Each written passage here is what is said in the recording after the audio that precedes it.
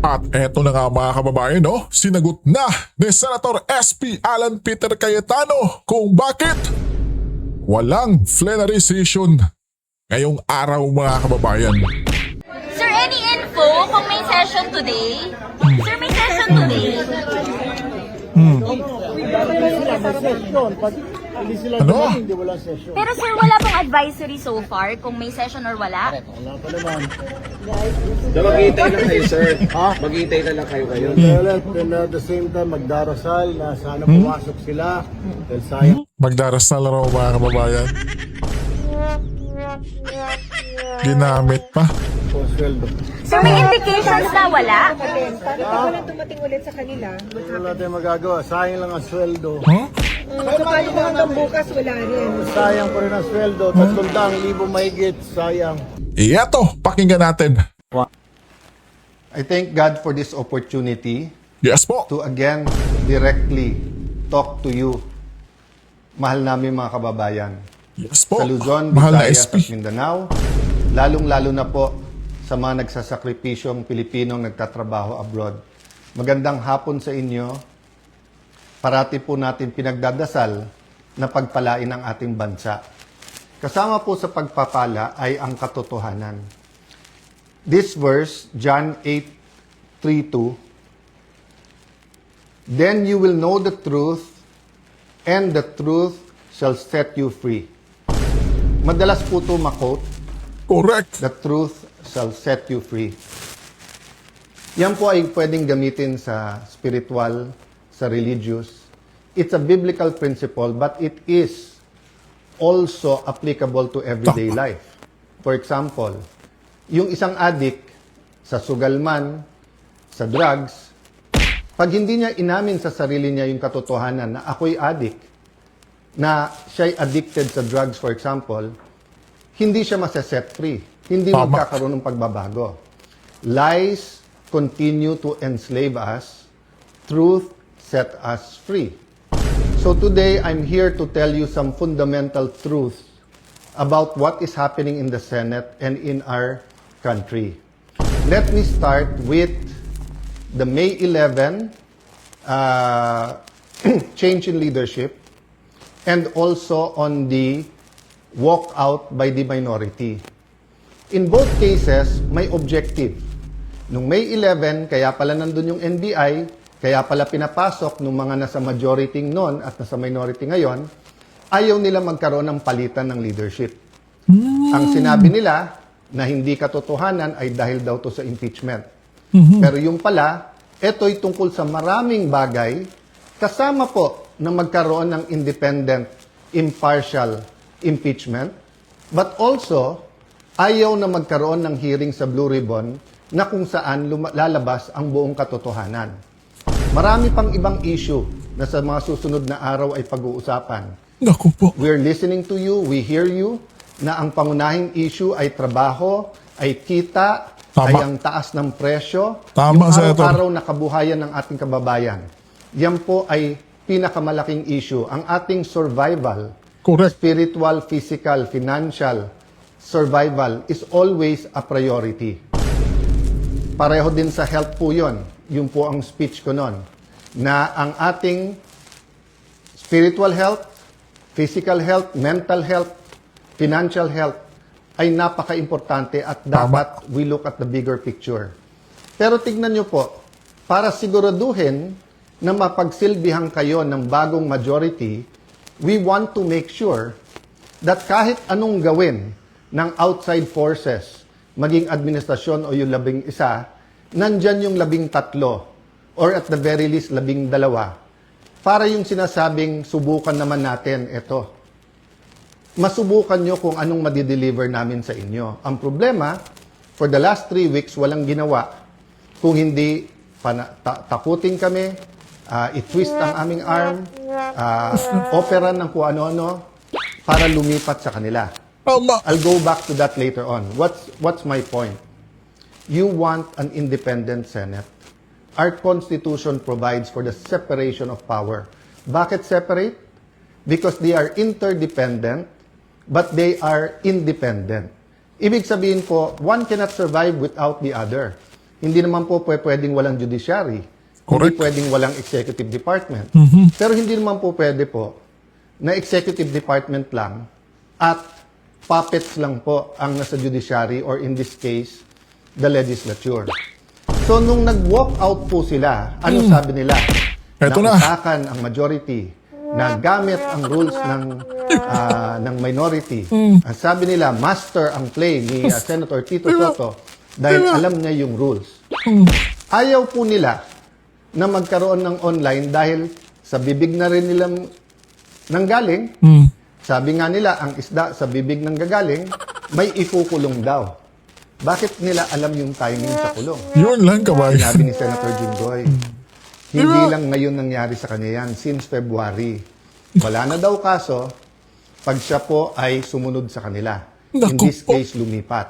Naku So po. sabi ni Senator Jinggoy, sa susunod na kabanata na lang, sasabihin niya po or sa kanya niya sasabihin ko ano ebidensya niya kung sino-sino. Hindi hearsay sa akin to dahil napakinggan ko yung ilan nilang conversation. Naku. So alam ko for a fact na totoo na binabargain ang kanyang kaso, mabalik lang ang majority sa ngayon na 11 o minority. Kaya parati ko inuulit-ulit, huwag kayong magpa-11 sa 11. Sabi nila ngayon, paano na yan?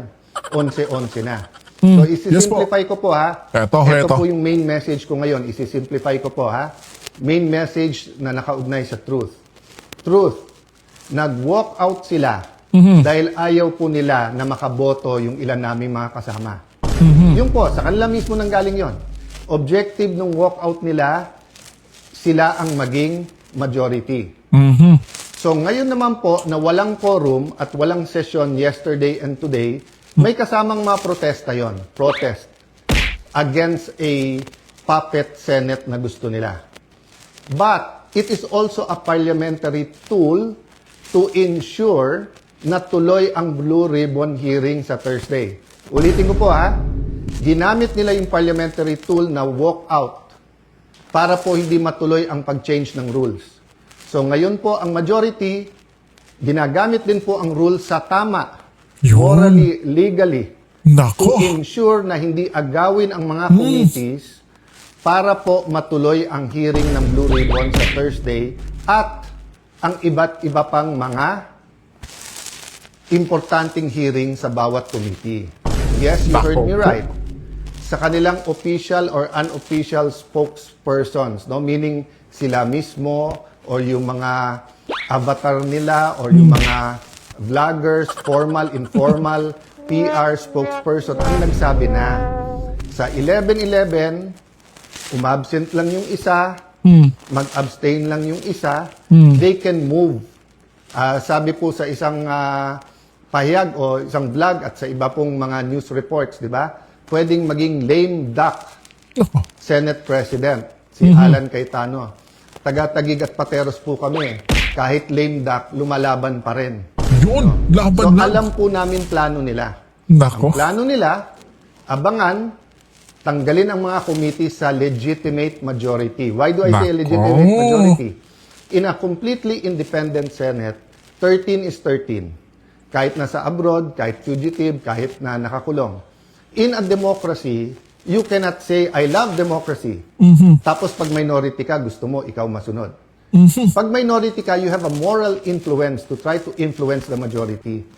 But you cannot supplant your decision for the decision of the majority. We have the majority. 13 elected senators out of 24. Actually, 14 kami na pressure nila yung isa. In the future, I can show you paano siya tinakot and I can show you kasama talaga namin. Nako. Ang problema nga tinakot at ang pagpihit ngayon pagkakulong ni Senator Jinggoy ay ginagamit nilang panakot sa iba. Don't get me wrong ha. I'm not blaming the Sandigan Bayan or the law or legal processes. I'm saying later on it will be revealed that they abused the Blue Ribbon Committee. They abused, di ba, yung paggamit sa investigation ng DOJ at Ombudsman. I won't go there right now because I want everyone to fully understand the situation. The situation now is that we want an independent impeachment. Magaganap po yan. Walang mga scheme, sinister plot. Basta kung anong ebidensya, lalabas yung ebidensya, and I will correct kung totoo yung reports about one senator na pag sila daw majority, malalatag nila Yan. ebidensya. Hindi po. Ang Tulfo yan, mga prosecution kababayan. dapat ang lumatag ng ebidensya nila to convict. Ang defense ang dapat lumatag ng ebidensya nila para ma-acquit. Ang senator judges ay dapat mag-examine ng mga ebidensya. Okay? So, in accordance with the rules, and there are rules of evidence, so people will be able to judge us. So that's one important thing, the impeachment.